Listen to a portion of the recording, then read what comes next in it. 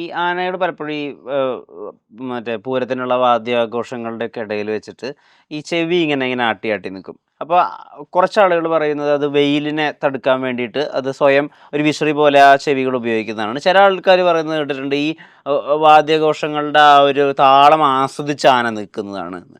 ഇതിൻ്റെ ശാസ്ത്രീയത എന്താ ശരിക്കും? ഇത് സാധാരണ നമ്മളൊരു ആനയെ എഴുന്നള്ളിച്ചിരിക്കുമ്പം സ്വാഭാവികമായിട്ട് എഴുന്നള്ളിച്ച് നിന്നില്ലെങ്കിൽ തന്നെ ഇത് ചെവി ഇങ്ങനെ രണ്ടും വീശിക്കൊണ്ടേയിരിക്കും. ബ്ലഡ് സർക്കുലേഷനാണ് അതിലെ ഏറ്റവും വലിയൊരു വിഷയം. ഓക്കെ. ഏറ്റവും വലിയ വിഷയം അതാണ്. ഈ ചെവിയിൽ ഏറ്റവും കൂടുതൽ ബ്ലഡുകൾ സർക്കുലേഷൻ നടക്കുന്നത് മറ്റുള്ള ഭാഗങ്ങളിലേക്ക് പോകുന്നത് ചെവിയാണ്. ഹാർട്ടിൽ നിന്ന് വരുന്നുണ്ടെങ്കിൽ തന്നെ ചെവി ആട്ടിക്കൊണ്ട് നിന്നില്ലെങ്കിൽ, അല്ലെങ്കിൽ കൈ വീശിക്കൊണ്ട് നിന്നില്ല, അല്ലെങ്കിൽ വാല് വീശിക്കൊണ്ട് നിന്നില്ലെങ്കിൽ അതൊരു രോഗിയാണ് എന്ന് നമുക്ക് ചിന്തിക്കാം. ഒന്ന്. രണ്ടാമത്, എഴുന്നള്ളിപ്പ് സ്ഥലത്ത് ഈ ചെവി അടിച്ചുകൊണ്ടിരിക്കുന്നത് ഒന്ന് നമ്മൾ ഈ ചൂടിനെ ഒരു നല്ല കാറ്റ് കിട്ടും, നമുക്ക് തന്നെ നല്ല കാറ്റ് കിട്ടും. ഫാനിനെ പോലെ തന്നെ കാറ്റ് നമുക്ക് കിട്ടും. നമ്മൾ ആനയുടെ താഴെ ആ താടിയുടെ ഉടയ്ക്കാണെങ്കിൽ നമുക്ക് ഈ കാറ്റ്. അപ്പം നല്ലവണ്ണം ചൂടാകുമ്പോഴാണ് ഇത് ഏറ്റവും കൂടുതൽ അടിക്കുക. ഇത് മേളങ്ങളെ ആശ്വസിക്കുന്ന ആനകളുമുണ്ട്. വളരെ ചിട്ടയോടുകൂടി നിന്ന് ഈ മേളങ്ങളെ ആശ്വസിച്ച് മേളത്തിനനുസരിച്ച് ചെവി ആട്ടുന്ന ആനകളും നടക്കുന്ന ആനകളുമുണ്ട്. മേളം കലാശം കൊട്ടി നീങ്ങുമ്പോൾ ആനകൾക്ക് അറിയുന്ന ആനകളുണ്ട്, ഇല്ലയെന്ന് പറയാൻ പറ്റില്ല. അപ്പം അത് കുറച്ച് പഴക്കം ഉള്ള ആനകൾക്കേ അത് പറ്റുള്ളൂ. അല്ലാതെ ഇപ്പോൾ ഒരു ആനയെ കൊണ്ടുവന്നു ഒരു കൊല്ലം കഴിഞ്ഞു അല്ലെങ്കിൽ 2 കൊല്ലം കഴിഞ്ഞു, അതിന് ചിലപ്പോൾ നിശ്ചയം ഉണ്ടായില്ല. താളവട്ടം കഴിയുമ്പോൾ അറിയുന്ന ആനകളുണ്ട്, പൊക്കുന്ന ആനകളുണ്ട് നടക്കാൻ. നമ്മൾ ഇടതട്ടി കൂട്ടാൻ കറക്റ്റായിട്ട് അറിയാം.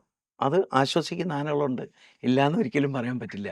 അനുഭവം കൊണ്ട് ഞാൻ പറയുക, ആശ്വസിക്കുന്ന ആനകളുണ്ട്. ഈ ആനയുടെ കുറുമ്പ് നിയന്ത്രിക്കാൻ വേണ്ടിയിട്ട് ഇടയ്ക്കൊക്കെ ശിക്ഷകൾ കൊടുക്കേണ്ടി വരും പാപ്പാവന്മാർക്ക് എന്ന് കേട്ടിട്ടുണ്ട്. ഈ ശിക്ഷയുടെ അളവുകൾ ഏത് വരെ ആവാം? ഇത് സത്യത്തിലെ ഈ ആനയ്ക്ക് ഒരുപാട് ശിക്ഷണം കൊടുക്കുന്നത്, അതായത് അതിനെ വേദനിപ്പിക്കുക, നോവിക്കുക. ഇപ്പം വടി കൊണ്ട് നമുക്ക് അടിക്കാം, തോട്ടിക്കൊന്ന് കൊത്തിക്കാം. ഇപ്പം എപ്പോഴും ഈ തോട്ടിക്ക് കൊത്തിക്കാൻ ഒക്കെ മുറിവാകും. തോട്ടിയുടെ ആ മൊന അതേപോലത്തെ അത് ഉണ്ടാക്കി വെക്കുന്നത് നമുക്കൂടെ ശല്യമാണ്. എന്താ കാരണം എന്ന് വെച്ചാൽ ഒരു ഈച്ച വന്നിരിക്കാൻ ആന സമ്മതിക്കില്ല. ഒരു കൊതുക് വന്നിരിക്കാൻ സമ്മതിക്കത്തില്ല. കൊതുക് വന്നിരിക്കുകയാണെങ്കിലും കൊതുകിനെ അടിക്കും ആന. കൈ കൊണ്ട് ഒന്നിലും ഇങ്ങനെ അടിക്കും, അല്ലെ തൂപ്പെടുത്തിട്ട് അടിക്കും. ഈച്ച വന്നിരുന്ന ഈ മുറിവൊക്കെ ഉണ്ടായാൽ ഈച്ച വന്നിരിക്കും. മുറിവ് ചിലതൊക്കെ ഈച്ച വന്നിരുന്നാൽ തന്നെ, മുറിവുണ്ടെങ്കിൽ തന്നെ ഈച്ചകൾ ഇതിനെ ഈ മുറിവെ തൂറും, പുഴുവാകും. ഇപ്പം പുഴുവായി കഴിഞ്ഞാൽ ഇതിൻ്റെ ഈ മാംസത്തിൻ്റെ ഓരോ ഉറകളിൽ ഈ പുഴു കയറി വലുതാകും. ഇതിരുന്ന് കടിക്കുമ്പോൾ ഇതിന് ഭംഗിയായിട്ട് ചൊറിയും. ചൊറിഞ്ഞു കഴിഞ്ഞാൽ ഇത് എവിടെയെങ്കിലും ഇട്ട് തേക്കുന്നുണ്ടെങ്കിൽ ബ്ലഡ് വരും. പുഴു ഉണ്ടെങ്കിൽ ബ്ലഡ് വരും, ഉറപ്പാണ്. അപ്പം ഇതുകൊണ്ട് അത് ഏറ്റവും കൂടുതൽ ഫെബ്രുവരി മാർച്ച് കാലങ്ങളിൽ പൊടിയുള്ള സമയത്താണ് ഏറ്റവും കൂടുതൽ ഇതൊക്കെ ഉണ്ടാകുക. അപ്പോൾ ഇത് മുറിവുണ്ടാക്കുന്നതും ശിക്ഷണം കഠിനമായിട്ട് കൊടുക്കുന്നതൊന്നും ഒരു നല്ലതല്ല.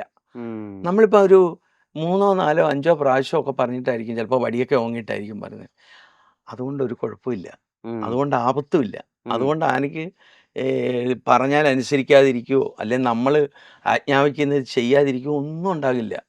ചിലപ്പോൾ 10 പ്രാവശ്യം പറയേണ്ടി വരും. ചിലപ്പോൾ ഒരു വാശിക്ക് ഇങ്ങനെ നിൽക്കും എടുക്കാതെ, പിന്നെ എടുക്കും. അടിക്കുവാണെങ്കിലോ, അടിക്കുകയാണെങ്കിൽ ചില ആനകൾക്ക് വാശിയാകും. അത് 1 അടി കൊണ്ടോ 10 അടി കൊണ്ടോ ചിലപ്പോൾ നമ്മളവിടെ തോറ്റുപോകും. ചില ആനകളുടെ കാര്യം ചിലടത്ത് തോറ്റുപോകും. അപ്പോൾ അതിൻ്റെ സ്വഭാവം മനസ്സിലാക്കിയിട്ട് അതിനെ ദേഹോദരം ഏൽപ്പിക്കാതിരിക്കുന്നതായിരിക്കും ഏറ്റവും ഉത്തമം. എന്നാൽ ഈ കാര്യം നടക്കുകയും ചെയ്യും. അപ്പോൾ അതുകൊണ്ട് ഒരുപാട് ശിക്ഷണം കൊടുത്തിട്ട് ഒരാനയെ വരുതിയിലാക്കി കൊണ്ട് നടക്കുന്നത് അഭികാമ്യമല്ല എന്നാണ് എൻ്റെ അനുഭവത്തിൽ എനിക്ക് കിട്ടിയിട്ടുള്ള കാര്യങ്ങൾ. അടുത്ത പ്രധാനപ്പെട്ട ആന മതമിളകിയാലുണ്ടാവുന്ന സാഹചര്യങ്ങളാണ്. ഇപ്പോൾ ചില പുസ്തകങ്ങളിലൊക്കെ വായിച്ചിട്ട് ആന മതമിളകി പിന്നിൽ ഓടി വരികയാണെങ്കിൽ നമ്മളിങ്ങനെ ആക്കി ഇങ്ങനെ ഓടിക്കഴിഞ്ഞാൽ ആനയിൽ നിന്ന് രക്ഷപ്പെടാം, ആനയ്ക്ക് ഇങ്ങനെ തിരിയാൻ പറ്റില്ല എന്നൊക്കെ. അതിലൊക്കെ എന്തെങ്കിലും ശാസ്ത്രീയത ഉണ്ടോ? ഈ ആനകൾ, അതായത് ആന ഓടുന്നത്, നമ്മൾ ഓടുന്ന 2 കാലിലാണ്. നമുക്ക് 2 കാലേ ഉള്ളൂ. പിന്നെ നമ്മൾ ഭയന്നിട്ടാണ് ഓടുന്നത്. ഓട്ടം നമുക്ക് കൃത്യമായിട്ട് നമുക്ക് നേരെ ഓടിയാലും വളഞ്ഞു ഓടിയാലും എങ്ങനെ ഓടിയാലും നമ്മൾ ഭയന്നിട്ടാണ് ഓടുന്നത്. ആ ഈ ആളെ ഭയന്നിട്ടാണല്ലോ ഓടുന്നത്. അതെ അതെ അതെ. അപ്പം ഈ ആനയെന്ന് പറയുന്നത് 4 കാലാണ്. ഉം.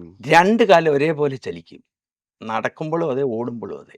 2 എണ്ണമാണ് ഒരേ സമയത്ത് ഇല്ല. ആ. അപ്പം അതിൻ്റെ കാലിൻ്റെ നീളം നമ്മുടെ നീളമുണ്ട്, അതിൻ്റെ ഒരു കാലിൻ്റെ നീളം. ആ. അത് എടുത്ത് നോക്കുന്ന, അതായത് സാധാരണ ഒരാനയുടെ നട ഇതാണെങ്കിൽ അമരം എടുത്ത് നോക്കുമ്പം ഇങ്ങനെ വന്ന് വീഴുക. ഓ. അത്ര സ്പീഡിലാണ് നടക്കുക. 1 മണിക്കൂറിൽ അത് 4 കിലോമീറ്റർ 5 കിലോമീറ്റർ നടക്കും 1 ഓക്കെ മണിക്കൂറിൽ. Okay okay. വെയിലില്ലെങ്കിൽ, വെയിലുണ്ടെങ്കിൽ അത് 3 കിലോമീറ്ററായി ചുരുങ്ങും. ഉം, ഉം, ഉം. നടത്തത്തിൻ്റെ സ്പീഡ് കുറയും. അപ്പോൾ ഈ നടയെടുത്ത് വെക്കുന്നത് ഒരേപോലെ 2 എണ്ണം എടുത്ത് വെക്കുക. ഒരു നടയും ഒരു അമരവും. എന്നിട്ടാണ് അടുത്ത അമരവും നടയും വെക്കുക. അപ്പോൾ അത് സ്പീഡില്ല. ഓടുന്നത് അതിനേക്കാൾ സ്പീഡില്ല. ഉം, നമ്മൾ ഭയന്നിട്ടാണ് ഓടുന്നത്. നമുക്ക് എത്ര ഓടാൻ പറ്റും? ഉം. വളഞ്ഞ്. അതായത് ആന നമ്മുടെ പിന്നാലെ കൂടി നമ്മളെ ഓടിച്ച് നമ്മളെ കൊല്ലാനായിട്ട് വരികയാണെന്ന് ഇരിക്കട്ടെ. ഉം. നമ്മളിപ്പോൾ ഇവിടുന്ന് ഒരു ആന ഇപ്പോൾ എന്നെ ഓടിച്ചു ഉം. എന്നിരിക്കട്ടെ. അത് സങ്കല്പം. ആ. ഞാനിപ്പോൾ നേരെ അങ്ങോട്ട് ഓടിപ്പോയാൽ എനിക്ക് നേരെ അങ്ങ് ഓടിപ്പോവാം. ഉം. ഇല്ല, നമ്മളിതിലേ പോയി. ഉം. ഇതിന് ചിലപ്പോൾ അതിലേ കടന്നു വരുമ്പോഴത്തേക്ക് നമുക്ക് ഇവിടെ വരാം. ആ, ആ, ആ, ആ. അതല്ലാതെ വേറെ മാർഗ്ഗമൊന്നും വേറെ മാർഗമൊന്നുമില്ല. ഒന്നുമില്ല. ചുമ്മാതാ ഈ ഈ വളഞ്ഞ് വളഞ്ഞ് എസ് വളഞ്ഞൊക്കെ, എന്നൊക്കെ ഇത് വെറുതെ. നമ്മൾ എസ് നോക്കി എവിടെ പോകും? ഒരു കുണ്ടിലായിരുന്നു വീഴുന്നത്, എന്തോ ചെയ്യും? അതെ അതെ അതെ അതെ. നമുക്കിപ്പോൾ സ്റ്റേറ്റ് ആയിട്ടുള്ളൊരു നല്ലൊരു മൈതാനത്തല്ലല്ലോ ഈ ആന വഴക്കുണ്ടാക്കുന്നതാണോ? അതെ അതെ അതെ അല്ല. അതെ അതെ. അപ്പം നമ്മുടെ ഒരു ഗ്രൗണ്ടിലും ഒന്നും അല്ല ആന വഴക്കുണ്ടാക്കുക. നമുക്ക് ഓടാൻ പറ്റില്ല. ഓടിയാൽ നമ്മൾ വീഴും, ഉറപ്പാണ്. നമ്മൾ ഭയന്നിട്ട് ഓടുന്ന. അതൊരു മനസ്സോടു കൂടിയാണ് വരിക. അതിനത് പറ്റും. ഇപ്പം നമുക്ക് വലിക്കാൻ പറ്റാത്ത തടി അത് വലിച്ചു വെക്കുന്നത് അതെ അതൊരു മനസ്സോടു കൂടി അത് വലിച്ചു വെക്കുന്നത്. ഈ ആനയുടെ പലപ്പോഴും ഈ സിനിമകളിലൊക്കെ ഈ ചൂണ്ടുമർമ്മമൊക്കെ കാണിച്ചൊക്കെ നിർത്തുക, ഒരു വിരലിൽ ഇങ്ങനെ നിർത്തുക, ആനയുടെ പേര് വിളിച്ച് നിർത്തുക. ഇപ്പം കേശവ എന്നൊക്കെ വിളിച്ച ആന അങ്ങനെ സ്റ്റക്കായി നിൽക്കുക, അങ്ങനെയൊക്കെ കണ്ടിട്ടുണ്ട്. ഇതൊക്കെ ശരിക്കും മതപ്പാട് വന്നാൽ പോസിബിൾ ആണോ? മതപ്പാടിലൊന്നും അതൊന്നും സ്വീകാര്യമല്ല. ആ, അത് നടക്കുന്ന ഒരിക്കലുമല്ല, കാര്യമല്ല. ഒരിക്കലുമല്ല.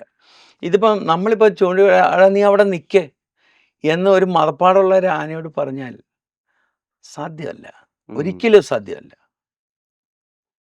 കാരണം അതിൻ്റെ ആ മതപ്പാടി നിൽക്കുന്ന സമയത്ത് അതിന് എന്തും കാണിക്കാനുള്ള ഒരു വലിയ മനസ്സതിനുണ്ട്.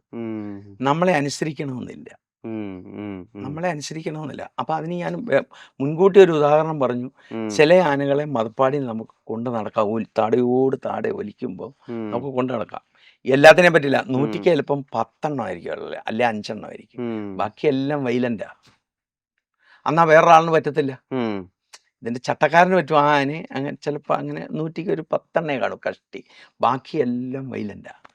കെട്ടിയിട്ടേ പറ്റൂ. അല്ലെങ്കിൽ അത് ഉപദ്രവിക്കും, അത് നാശനഷ്ടങ്ങളുണ്ടാക്കും, അത് വലിയ നാടിന് വിപത്തുണ്ടാക്കും. ഇത് മതപ്പാടിന് അതിൻ്റെ കാലഘട്ടമാണ് അത്. അതിനെ ഒരു തെറ്റും പറയാൻ അതിലില്ല എന്നുള്ളതാണ് എൻ്റെ വിശ്വാസം.